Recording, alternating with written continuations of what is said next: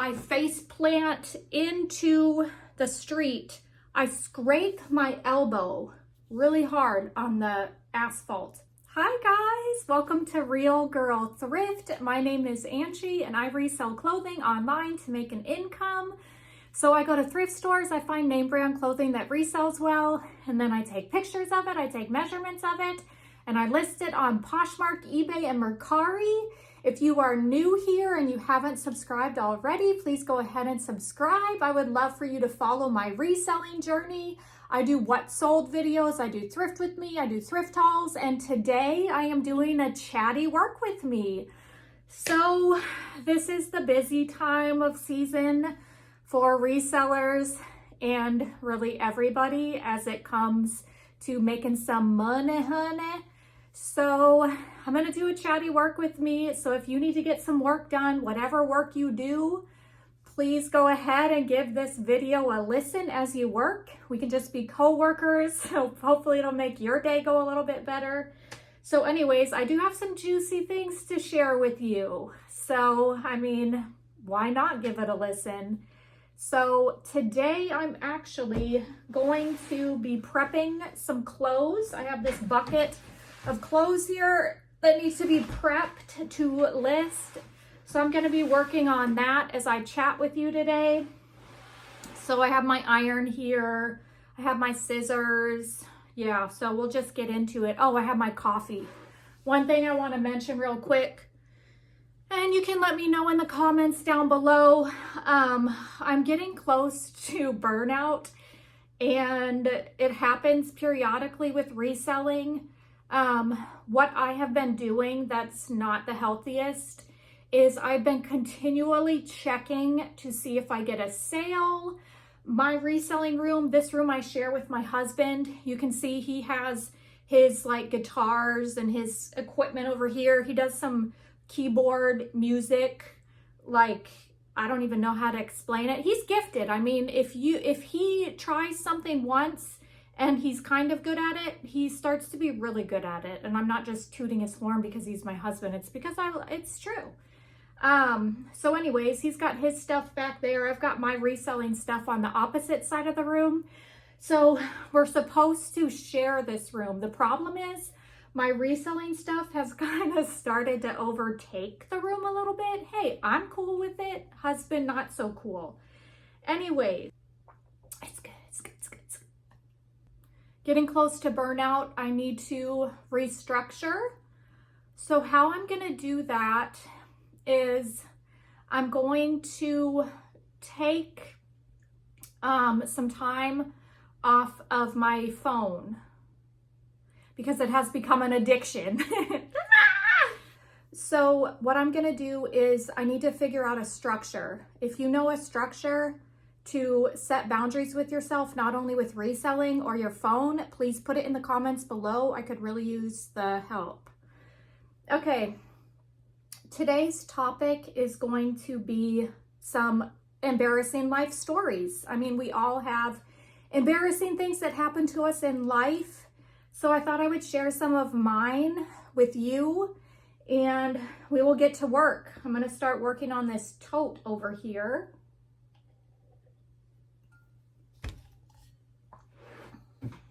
Okay, so my first, I guess some of my embarrassing life moments are probably not good to share on YouTube, so I will share the ones that I feel I can share. The first one I want to share, I'm thinking I'm about in second grade at this time, and I'm grabbing my scissors back here, and I was going to recess, and like many second graders heading out to recess, I'm running because of course you want to get out there fast. Recess is probably only like 15 minutes, right? So I'm running out to recess. When I get out onto the playground, what I notice is I had a button-up shirt on. The shirt, somehow when I was running, all the buttons started to become unbuttoned. So by the time I get out to the playground, the shirt is fully unbuttoned. And there I am, you know, for whatever ridicule is to become of me. Thankfully, I don't remember anybody ridiculing me. Probably just inner dialogue of, oh no. But anyways, these are some Buff Bunny leggings. Yay. Anyways, the second embarrassing moment that comes to my mind also happened on that playground. So on that playground, there was a field where people could play like soccer or football or whatever they wanted to play. And then there was like asphalt for people that wanted to play like 2 square or 4 square or hopscotch. And then I think beside that was more like playground area, you know, with swings and stuff like that, but I can't 100% remember. So I was on the asphalt part of the playground, and there were some kids playing like kickball or soccer or something. So from the soccer field coming on over to the asphalt side of the playground comes a ball. So the ball actually decides to target my butt. So it goes right to my butt, and then it bounces off my butt and flies what seems like a lifetime away. That was embarrassing. Oh no. Okay, these are going in the trash. That's disgusting. I'm not gonna say exactly what's wrong with these, but there goes a perfectly good pair of Spanx in the trash. Okay. I do have another playground story. I guess at that age, playground incidences happen a lot, embarrassing moments. So moving on to about 4th or 5th grade. We're playing kickball. And kickball, I love kickball. I would love to play some kickball now in life. Haven't played it, I don't think, since like 4th grade. But anyways, we're playing kickball. Somebody kicks a far one. Excuse me. Somebody kicks the ball from the kickball field into the street. So I volunteer to go get it. Oh, okay. So I'm running to go get the kickball, and before I get into the street, there's a curb. I trip over the curb. I face plant into the street. I scrape my elbow really hard on the asphalt. Is that what you call the road? I don't know, but I scraped it on the road. So my elbow's bleeding. I do proceed to finish to get the ball. My elbow's bleeding. And I run back to the kickball field, and I see my friend Ben. Now, Ben's awesome. Like, he's the type of friend as a kid you want to have. Like, he'll make fun of you, but you know it's all in good fun. He'll also stick up for you. He was a good friend. Anyways, Ben says, when you went out into the street, when you fell in the street, all the leaves went whoosh up. So I guess to him, the best part of the story was the effects of the fall. So moving on, let's talk about some rollerblading injuries that also were pretty embarrassing. Please comment down below if you ever rollerbladed, or maybe you rollerblade now. So when I would go rollerblading, I wouldn't go rollerblading with knee pads or arm guards, any type of protection. I just went. And at this point in time, this embarrassing story, I am older. And I'm thinking maybe I'm like middle school age. So anyways, my house was actually walking distance from a college because my dad was a professor at the college at that time. And so one day I went rollerblading, and I went rollerblading down the campus of this college because it was close to my house. So there is a bridge that you could go over, and then to get off the bridge, to get back down into the college campus, you could either go down the stairs or you could go down this ramp. So I was coming back from my journey across the bridge to come back home, get back down in the campus and go home. And to be honest, I can't remember if I ever tried to take the ramp before on the rollerblades or if this was my first time, but I'm a little bit hesitant. There's these two college guys, and they're walking and they're about to walk down the ramp, but they say, you know, you can go first. So I'm on my rollerblades and I'm rollerblading down this ramp, and it's starting to go really fast. So fast that my rollerblading skills could not keep up with it. So there was a arm rail, is that what you call it? So I tried to hold on to that, but the rail in my hand started burning my hand because the speed at which I was going down the ramp. So I let go of the handlebar thing, which led to my fall. I completely wiped out at the end of this ramp and scraped up my knee really good. The embarrassing thing was that in itself, yes, it's embarrassing with two college boys watching you.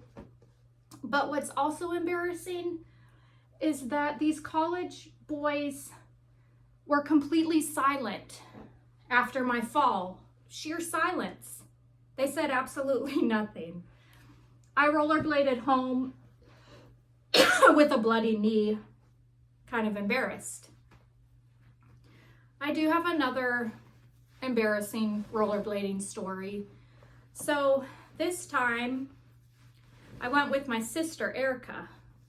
She, I believe, was on a bike and I was on the rollerblades.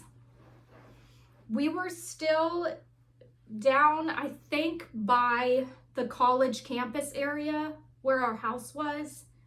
And there was a river. I'm trying to describe it. So there's the river, right? My first story, I was talking about a bridge. The bridge goes over the river. But then if you go down a little bit, you can go on these bike paths and you can be riding your bike or walking or rollerblading, and the river's right next to you. Like there's some bushes and trees and stuff, but then like a few feet over, it's the river. So you've got these, you know, trails and stuff, but it's cemented, so you can bike and rollerblade and stuff on it. So my sister and I she was biking, I was rollerblading that day. We come to a little hill, and my sister didn't know that it was going to be an issue for me, but obviously I have issues with hills and ramps and stuff. So my sister and I are starting to go down this hill. She's first on her bike and I'm next. As I'm going down the hill, like 3 bikers are coming up the hill. I'm gonna tell you, I still don't have a sense of direction. I'm like 40 years old and I don't have a sense of direction still, and I didn't have a sense of direction then. I couldn't tell. I thought the bikers were gonna hit me. So I veer off and manage to wipe out in the bushes pretty close to the river. Like I could have easily went into the river. Thankfully, I didn't go into the river, but I just landed in some bushes. So my sister is still rollerblading ahead of me. Biking ahead of me. and I call out her name. I say, Erica! You know how it is after you have like a huge embarrassing moment and you're the only person there, but there was an audience of people you don't know. And it took a while, and I start to skate towards her. But as I'm getting out of the bushes, I realize that there's branches attached to my rollerblades. It was quite the situation. So I'm like trying to pull branches out of my rollerblades and call on my sister at the same time. Anyways, that situation is over for the day. I go home and I realize that my ring, my childhood best friend had given me a ring when I moved away. So I was wearing that ring that she had given me, and the ring was gone. So when I had my spill in the bushes, that's where the ring got taken off. So I was kind of worried. I'm like, you know what? What if I go down to that spot and I look and I can't find my ring? Like, it's kind of a big area. So I go back to the spot where I had my spill in the bushes, and I'm wondering, how am I going to know where it was where I took the fall so I can find the ring? But there was this big area that was all matted down from my fall. So it was like smashed down. So obviously something happened there. So I looked in that spot for a little while and I found the ring. So there was a victory in that day. So this next story is moving on to, I was older at this point. I feel like it's later on. I don't think I was in high school yet. Maybe it was like late middle school time. Yeah, you know what? It was. I wasn't in high school yet. Pretty sure not. This was still middle school. Okay, so I had to ride the bus. There's a couple things that I really hated about the bus. One of them being I didn't have many friends at that time because we had moved around, and I just was not outgoing to try to seek out friendships. Plus, in middle school, people kind of like to try to like save their own face. You know what I mean? Like, it's harder, I guess, to befriend the new awkward kids than it is to, anyways, I won't get into all the details, but let me paint the picture for you. Not the most outgoing, new, riding the bus, not having friends, definitely not friends on the bus. So the bus stops. This is my stop, right? I get off the bus. I walk out into the street to cross over because my house was like, I go down an alleyway from the bus stop and then I could just get into my backyard, into my house. So I'm walking out into the street in like a daze because that was my demeanor. I was just like bleh, in a daze, right? And I hear this screeching sound. The bus is still stopped. It has its red stop sign out, right? I'm pretty sure it did. Anyways, there is a van coming towards me. I'm in the middle of the street, right? The van smashes on its brakes. But what it did was it actually hit me. It didn't hit me hard. It like bumped me in the back, right? And then the person in the van was like, "You gotta watch it. I could have killed you." The bus is still stopped. At that age, I'm thanking God now that I didn't die from that. But at that age, I'm not concerned about getting hit by the car. I'm concerned about all of those eyes on the bus that just saw me got hit by the car. It just kind of like pushed me forward a little bit. So anyways, I am wanting to get away from this situation as fast as I can.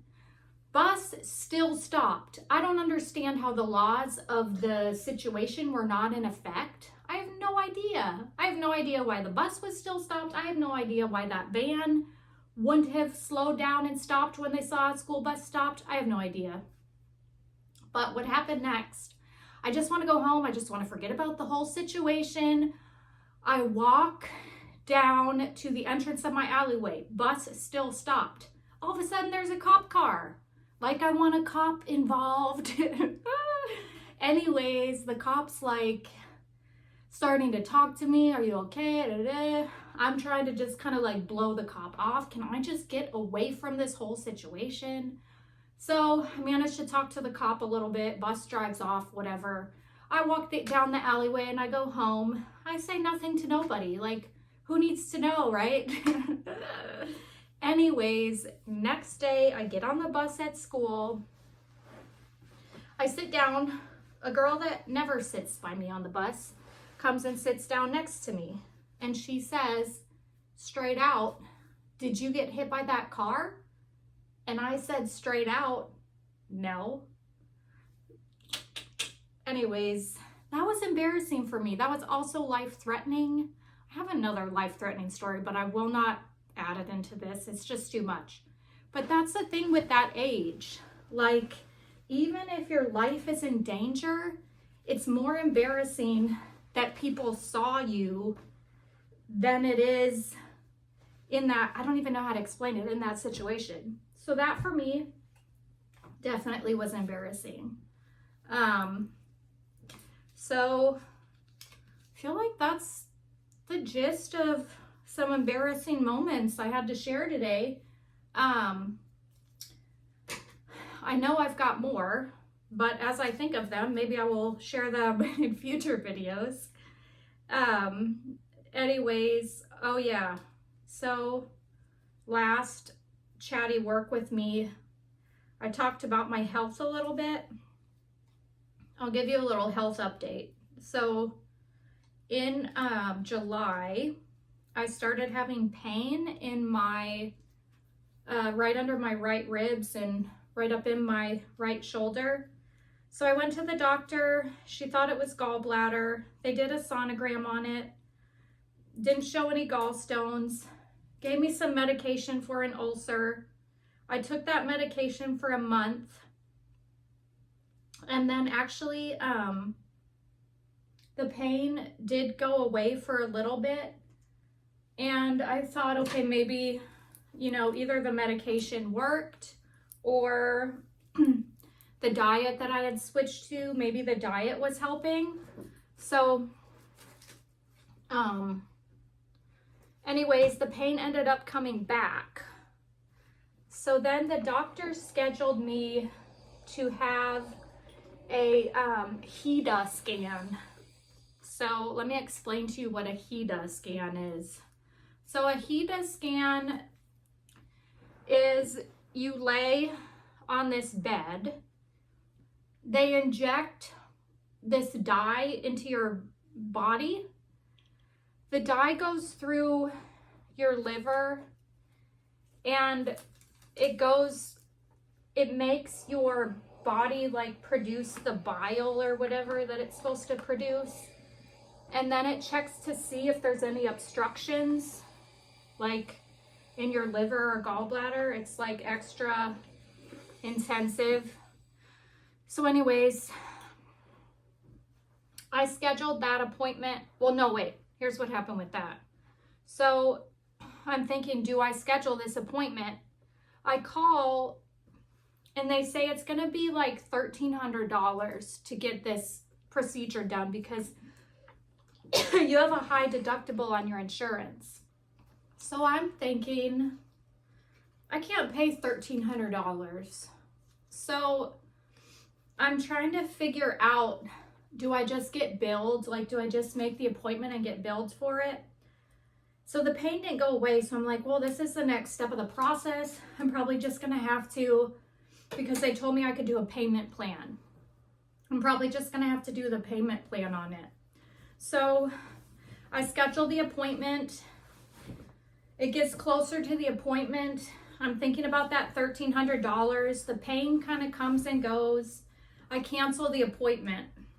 Then the pain goes for a while. The pain comes back. I reschedule the appointment. And then a second time, as it gets closer to the appointment time, the pain kind of goes away. So I cancel the appointment. Then the pain comes back. And then I'm like, you know what?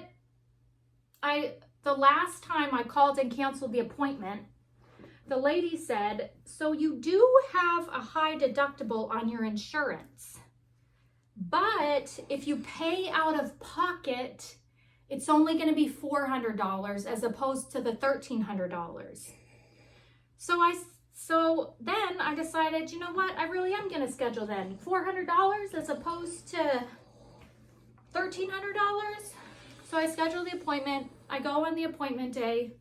I get up to the checkout. She says that'll be $380. I said, I have $50 today. They said I could do a payment plan. She said, you can't do a payment plan. You have to pay all the money up front, or you have to go through your insurance and you have to pay $1,300. And I'm like, what? That's so dumb. And she's like, I know, but that's how it is.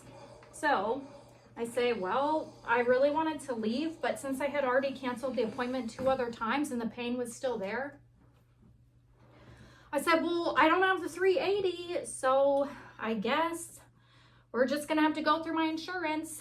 So I'm still waiting on a $1,300, $1,300 for the HEDA scan to come in that I gotta pay. So anyways, I go do the HEDA scan. It takes about 2 hours that you gotta lay there. I was thankful because the guy that did it was really nice. He was nice, like accommodating, but he didn't baby you. So it wasn't like uncomfortable to do the process, but he still had a good bedside manner. The good bedside manner is huge, I'm telling you. Anyways, the HEDA scan comes back completely clear. So then, I for sure thought something was going to show up on the HEDA scan. So then one night, I'm like, I've got the pain in my side. I'm massaging that pain to see if it'll go away.